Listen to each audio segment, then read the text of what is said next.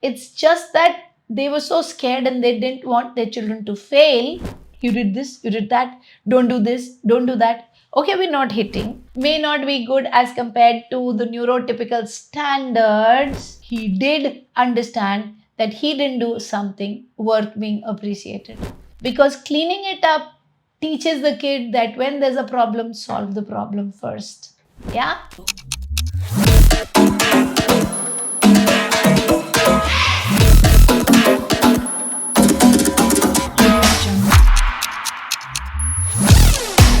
Hi, Rajni from Sashakt Empowering Lives. So today we're going to talk about not a technical topic but an extremely important topic. And the topic is, what should be your way of talking to your child who's on the autism spectrum? So basically, how should you be interacting with your kid on the spectrum so that you get the best results? I would like to start by saying that each one of us comes from a generation where we were raised using hitting and spanking and lot of verbal abuse. Okay, verbal abuse becomes a very heavy word, so scolding, yeah, that becomes palatable, right?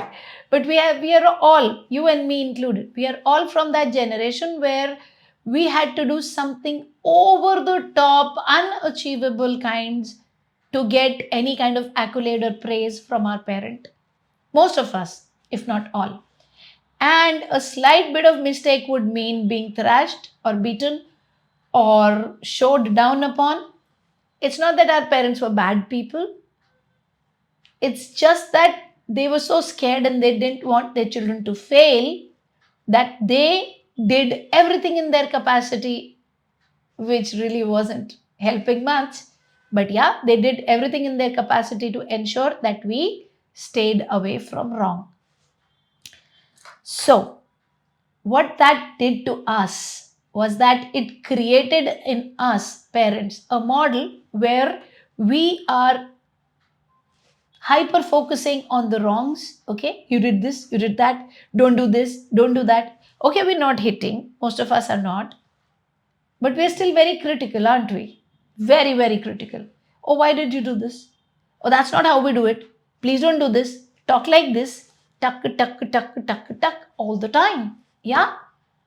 And if the child comes up doing something which is good, okay, may not be good as compared to the neurotypical standards, but our sense of comparison kills us. So don't do it.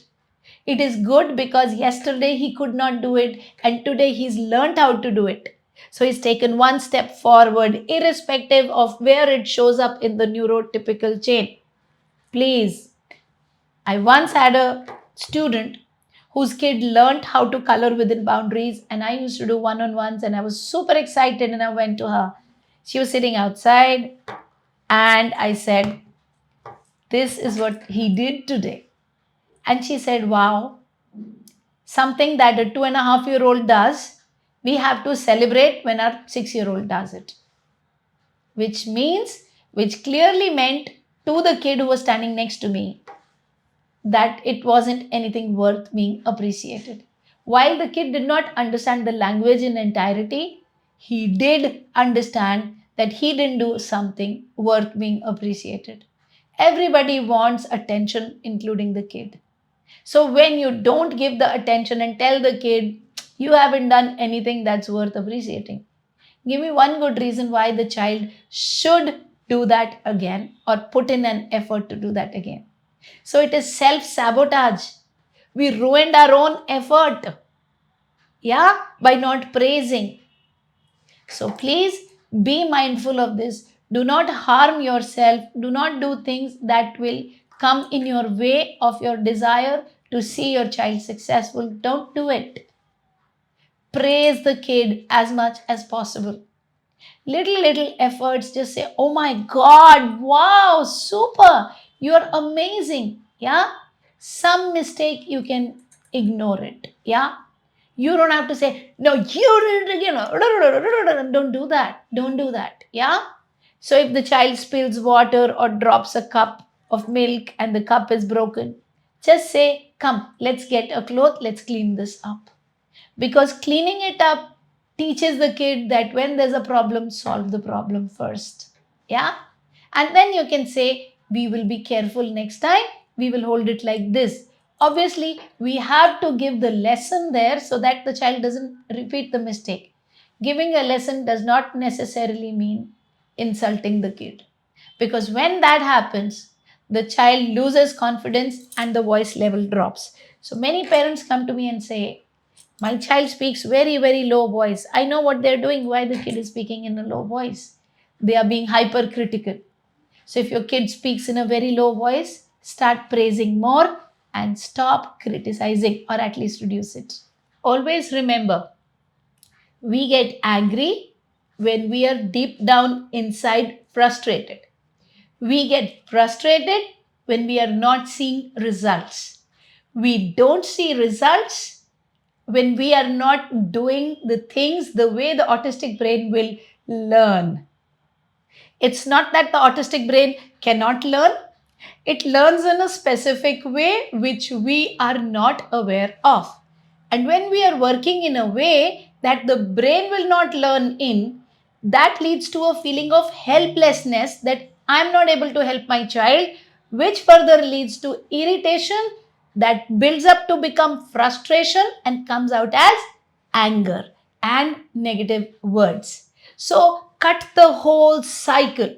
The way to cut the whole cycle is to be empowered, is to join a community, is to join a community of achievers, is to see that other people who are using strategies are able to get results just because they're using strategies. So when you're doing that, is when you're peaceful.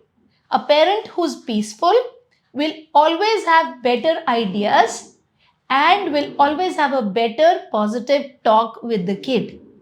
So the way forward is empower yourself so that you can empower the child with confidence, with knowledge. Patience will come in when you know that you're on the right track. And the way to know you're on the right track is to be empowered. So go right ahead, catch up with people who give you the right empowerment. I'm one of those. There are many, many more. You can find out Google, or if you find my words resonating with you, you can go click in the description box. The links, there are various links given. Join our masterclass, learn from there. Go to the Instagram link. Every Tuesday, we have an Instagram class, a session, a live where I answer questions. Remember, help is around.